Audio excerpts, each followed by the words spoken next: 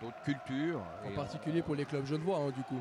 Alors, d'une part, mais même entre eux. Je veux dire, je ne pense pas que Manchester City va souvent jouer contre Benfica et ainsi de suite. Donc, quand on pense c'est des enfants qui ont 10 ans, c'est vrai qu'aujourd'hui, les possibilités sont énormes de leur proposer des activités intéressantes pour leur développement. Effectivement, et on en parlait aussi un petit peu ensemble hors antenne. Les clubs genevois, ils ont bien figuré durant tout ce week-end, donc c'est aussi assez encourageant pour Genève et puis l'association cantonale genevoise de football notamment. Oui, alors tout à fait. Il y a 2 tournois maintenant qui sont développés sur le canton, sur le plan international, avec aujourd'hui en salle et la Geneva Cup à l'extérieur pour des moins de 16. Ces 2 tournois qui ont une notoriété maintenant internationale. Et c'est au niveau de la CGF, on fournit les arbitres justement pour ces tournois parce qu'on veut soutenir ces initiatives privées qui sont des stimuli très très intéressants pour nos jeunes footballeurs genevois. Effectivement, et de ce que vous avez vu, monsieur André, est-ce que vous avez un favori pour la victoire finale? Non, pas spécialement. On voit la vérité vient toujours du terrain, donc effectivement on a des disparités de niveau, mais ça c'est tout à fait normal. Notre réseau cantonal est évidemment moins important et moins grand que Londres, Lisbonne ou Bergame ou toutes ces grandes cités. Mais à cet âge-là, ce qui est important, c'est de vivre des expériences enrichissantes pour le développement de chaque enfant, qu'il soit de l'étranger ou de Genève. Eh ben, c'est sur ces belles paroles qu'on va remercier monsieur André. Merci beaucoup de nous avoir accordé ces quelques minutes entre 2 quarts de finale. Donc je vous rappelle, Claude André, responsable technique à Genève au niveau football. Et vu que les images, vous les voyez en direct, donc tout est prêt pour ce 4e quart de finale entre Manchester City et l'Atalanta Bergame. Il y a Matteo qui va gentiment se préparer à venir prendre sa place. Une belle revanche du match de classement, puisque Atalanta avait gagné 7-1 contre Manchester City. Donc, effectivement, monsieur André, vous faites même notre travail, exactement. C'est ce qu'on voulait faire pour lancer ce match. Tout à fait, une belle revanche justement à prendre. Merci beaucoup. Okay, merci à vous. Et l'Atalanta qui repart directement avec une première tentative, mais c'est contré.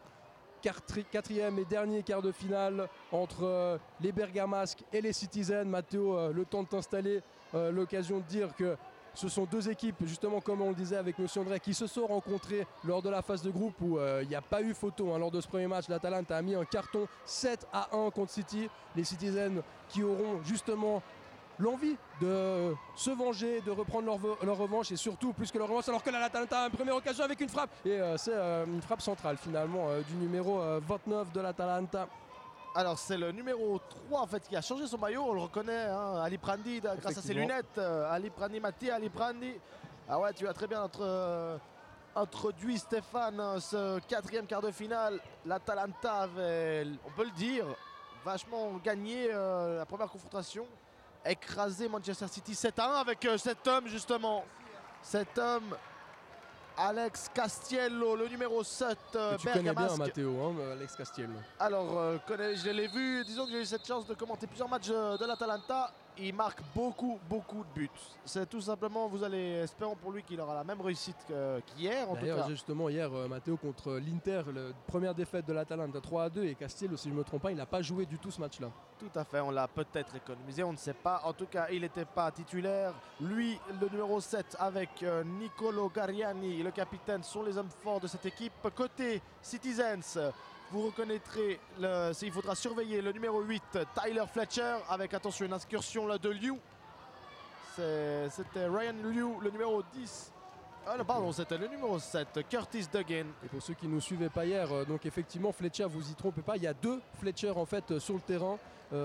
Tyler Fletcher et Jack Fletcher, qui ne sont autres que les fils jumeaux de Fletcher, Darren Fletcher si je ne me trompe pas, hein, le joueur. D'ailleurs, ce qui est assez marrant, Matteo, c'est que c'est un joueur de United qui a inscrit ses fils chez le rival à City. Alors c'est peut-être une indication de la qualité du centre de formation de City. tant qu'il fait. En tout cas, les deux frères sont titulaires aujourd'hui pour ce quart de finale. Le numéro 8 et le numéro 11, Jack Fletcher, c'est lui qui marque le plus de buts entre les deux. Il a une véritable patte, notamment sur coup franc.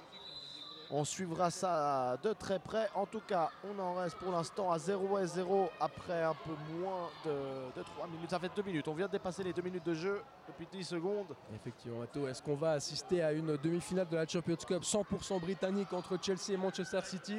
Réponse dans un peu plus de 9 minutes maintenant, mais l'Atalanta a montré de très très belles choses durant tout ce week-end. Donc c'est un sérieux candidat pour le titre, effectivement. Donc c'est un match très très équilibré sur le papier.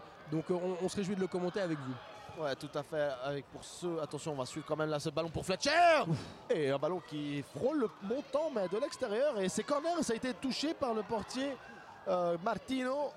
Corner à venir pour City qui passe toute la défense avec une frappe du numéro 3. C'est contré par Ali Prandi et Tyler Fletcher qui peut reprendre ce ballon. Et ça part en contre avec Castiello, Alex Castiello là qui obtient un corner. Pour ceux qui viendraient de nous rejoindre, donc en demi-finale, qualifié le PSV Eindhoven, le Borussia Mönchengladbach et le Chelsea Football Club qui attend son adversaire du jour. Ça sera soit l'Atalanta, soit Manchester City. Corner pour l'Atalanta avec une frappe pour les Gaulois. Oh là là là là. Le capitaine Bergamas qui réclame une déviation qui va obtenir. Non, l'arbitre lui indique une sortie de touche. Le capitaine Bergamasque, Nicolo Galliani. Avec une frappe qui a failli tromper la vigilance des Sky Blues. Ouais, il y a eu faute, tirage de maillot tout à l'heure. Ouais, on l'a vu, c'est Curtis Duggan qui vient de tirer le maillot de son défenseur. Ouais, il y a pas mal de... Inévitablement, il y a beaucoup de tension, mais certainement, comme tu l'as dit, hein, Stéphane, au début de rencontre, City doit prendre sa revanche. Honnêtement, 7-1. City a terminé ensuite deuxième de sa phase dans ce groupe quand on était avec l'Atalanta. Donc, pour vous dire... L'Atalanta est quand même, on peut dire, favori en fait, à cause de cette dernière confrontation. Avec ces résultats, effectivement, on peut le dire, hein, Matteo. L'Atalanta qui est, on vous le rappelle, un des tout grands clubs au niveau jeune en Italie, hein, devant la plupart des autres grands d'Italie. On peut parler de la Juve, du Milan, etc. L'Atalanta qui fournit à chaque fois énormément de joueurs. Et là, c'est peut-être un d'entre eux, Casselo, qui va pouvoir se mettre sur son pied gauche avec une frappe bien captée par le gardien des Sky Blues. Tout à fait. Ouais, et on peut relever aussi, attention avec Harry Pandi là. Le palmarès de l'Atalanta dans cette CSI Talent Cup, finaliste malheureux en 2016. L'Atalanta, les Bergamasques avaient perdu contre Malaga si je ne me trompe pas. Tout à fait, c'est juste maintenant. Et en tout cas, par contre la saison passée, l'édition précédente, 8e les Italiens. Mais d'après leur entraîneur, attention avec Fletcher là, c'était Tyler Fletcher. D'après leur entraîneur, semblerait que c'est la meilleure génération des U11 qu'il n'a jamais eu. Il nous a confié ça. Donc au vu des résultats, on ne peut que lui donner raison. On verra s'ils feront aussi bien qu'en 2016 en tout cas. Et ouais, parce que s'ils veulent faire mieux, effectivement, ils n'ont qu'une seule possibilité, c'est la victoire dans cette 7e édition de la CSI Talent Cup. Avec un ballon pour Castiello, Alex Castiello qui essaie de mettre sur son pied droit. Oh la louche, c'est magnifique pour Ali Prandi. Et belle sortie là de Spavin. Jake Spavin là qui est allé cueillir ce ballon. Oh la triangulation, les deux frères Fletcher. C'est un but Fletcher. Tyler Fletcher qui sert son frère jumeau Jack Fletcher. Un but en famille, Matteo, effectivement, pour ouvrir le score du côté de Manchester City, alors qu'on approchait de la moitié exactement de ces derniers affrontements des quarts de finale. Et Manchester City qui prend une option, Matteo. Ouais, on l'attendait, hein. Comme tous les autres matchs. On sent que les rencontres mettent du temps à entrer dans le vif du sujet. Il faut toujours une ouverture du score. Là, c'est parfait, c'est démarré maintenant. On espère que ça va se décanter un peu dans cette phase d'opération. Avec un ballon pour Castiello.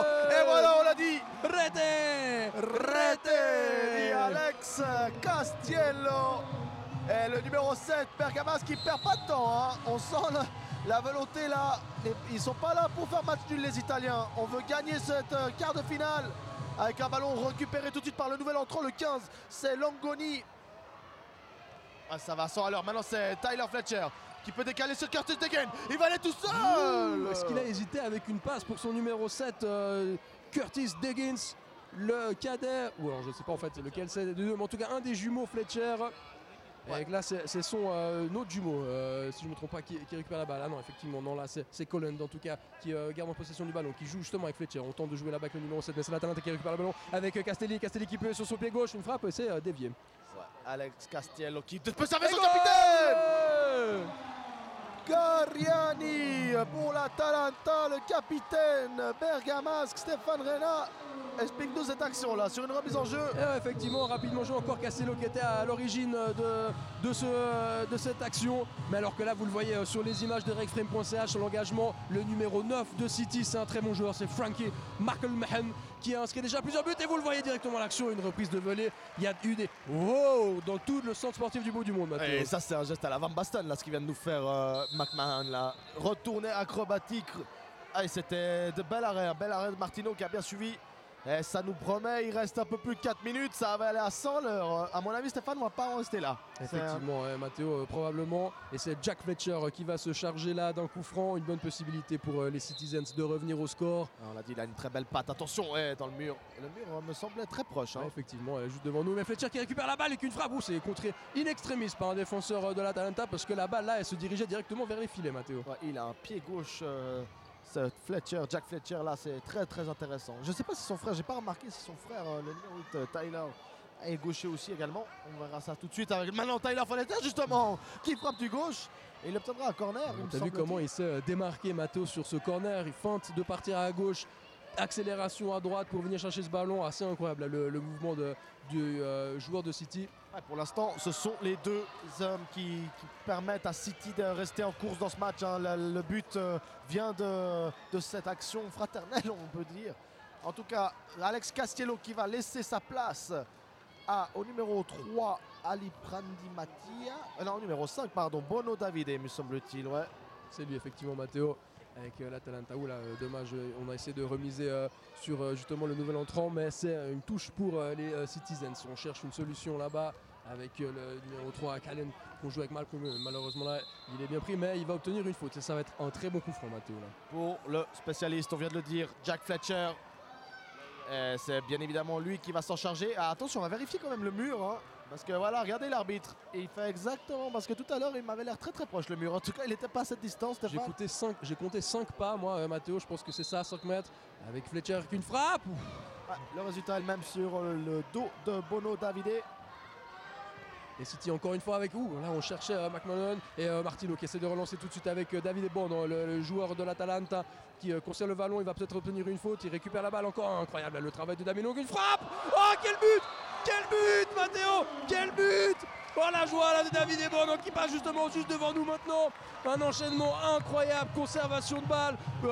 Débordement sur le côté droit, frappe instantanée sous la lucarne, sous la barre transversale, incroyable Matteo. Et ils n'ont même pas le temps de célébrer les joueurs de l'Atalanta puisque le City a fait directement le coup d'envoi. Mais alors quel but et ça fait 3-1. L'Atalanta, on peut le dire, à 1 pied et demi en demi-finale, mais rien n'est fait encore, rien n'est fait. À moins que là ils prennent encore un 3e but d'avance avec le numéro 15 qui va armer une frappe, mais cette fois c'est bien capté par Jake Spavin, le dernier rempart des Citizens qui essaie de relancer directement avec Fletcher qui peut récupérer la balle peut-être là-bas sur le côté droit. Il est excentré le Citizen et une faute sifflée contre Fletcher. C'est l'Atalanta qui va pouvoir se dégager. Alors je pensais qu'ils allaient prendre un petit peu plus de temps, mais non.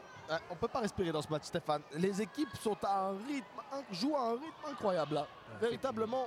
Avec Martino qui va chercher Longoni qui profite du rebond pour la reprise. Dommage, bien tenté. Audacieux. C'est le mot, c'est l'adjectif. Riccardo Longoni qui a tenté là cette reprise acrobatique. Un demi-volée avec un ballon pour l'attaquant Citizens, pour Jack Fletcher. Oh, on tente le 1-2, il peut reprendre ce ballon Jack Fletcher encore, il tente de se remettre sur son pied droit. Et ça part en contre avec Longoni, trop court pour reprendre cette contre-attaque. Il reste un peu moins d'1 minute 50, maintenant on arrive à 1 minute 40. Stéphane Reyna, qu'est-ce que City doit faire pour revenir au score? Ça va être difficile là, peut-être ils vont faire sortir leur gardien pour essayer d'avoir un joueur de champ en plus. En attendant, en tout cas, leurs meilleurs joueurs sur son terrain, notamment celui-ci, le numéro 9, Mark Malone, qui affronte tout seul la défense de l'Atalanta avec une frappe du gauche contrée sur le dos du capitaine. Et une main qui est sifflée. Alors là, ça va faire une polémique parce qu'effectivement, alors il y a main, effectivement, mais c'était peut-être involontaire, mais le bras était dégagé du corps, Matteo, donc ça peut siffler, hein, ce genre de... Est-ce qu'il y a la VAR? Voilà, c'est Italian Cup. Queremos la VAR, attention, on va voir ça, en tout cas on va demander à... Non, en tout cas on n'en a pas besoin ici, pas de VAR à la CS Italian Cup et c'est McMahon qui va tenter, bizarrement, pas à Fletcher. Et la goal! Quelle frappe, très intelligent. Matteo, tu as vu ça, il a regardé la position du portier, la position du mur et il l'a glissé dans le petit coin à droite du gardien de la DA. Martino, il n'a rien pu y faire. Martino pris à contre-pied, mais là ça va sans l'heure avec Longoni encore une fois. C'est un match incroyable. 55 secondes, Matteo, 3-2, tout est encore possible dans ce dernier quart de finale de la Champions Cup. City qui doit se dépêcher là de jouer vers l'avant, vers McMahon. Encore Attention. une fois, il peut récupérer la balle. McMahon sur son pied droit, il va armer. Oh là là, et on attend peut-être l'entrée en jeu du numéro 10, Ryan Liu, qui est un dernier joueur offensif. On va voir si City va tenter le gardien volant. En tout cas, on en reste pour l'instant à 3-2, à un peu plus de 30 secondes du terme de ce quart de finale. L'Atalanta est pour l'instant en demi-finale. La DA qui de la DA ou des Citizens pour une place en Champions Cup. Et on se dirige. Matteo, je crois que là, 20 secondes de jeu. Le chrono a été arrêté, donc ça ne sert à rien que le capitaine prenne du temps. Effectivement. Et 22 secondes de jeu, 3-2. Ça sent mauvais pour les Citizens. Ou est-ce qu'on va obtenir... Ouais, alors voilà. Ouais, alors touche pour City, Matteo. Alors il reste 16 secondes exactement au chrono. Autant dire que ça l'adhère. Attention, on repositionne ce coup de pied arrêté. C'est l'attention, regardez les entraîneurs bergamasques là qui donnent les indications. On essaye de placer ses joueurs avec un coup franc et c'est dégagé par Longoni. Et là, 5, c'est les 4, dernières actions. 3, 2, 1. Atalanta qui peut garder le ballon et c'est terminé, Stéphane. Qualification de la DA de Bergamo qui se qualifie. Finalement avec pas mal de mérite quand même, Matteo. Je pense que... Alors c'était un match incroyable, hein. City qui est resté en place jusqu'au bout. Et regardez les Citizens, c'est assez incroyable. Ils sont déçus mais ils viennent tout de suite serrer la main, taper la main de leur adversaire du jour. Ça c'est des images que... Voilà, on a assisté à deux quarts de finale un petit peu plus tendu effectivement, notamment entre Séville et le PSV Eindhoven. Est-ce que c'était le PSV Eindhoven? C'était Séville, Borussia Mönchengladbach. Effectivement, Matteo. Mais voilà, cette fois, c'est pas la même chose. Un dernier quart de finale avec un niveau assez incroyable à nouveau, Matteo. Ouais, tout à fait. C'était une revanche, on peut dire. En tout cas, l'Atalanta a été menée au score. City a fait son maximum. Et l'Atalanta, finalement, grâce à l'inévitable Alex Castiello, qui a tout d'abord marqué, puis une passe de but.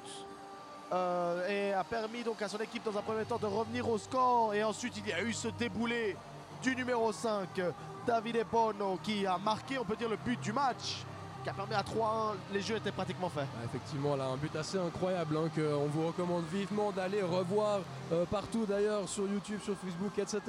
Donc on vous rappelle hein, juste le cadre hein, de ces demi-finales de la Champions Cup. PSV Eindhoven, Borussia Mönchengladbach, un affrontement germano-hollandais.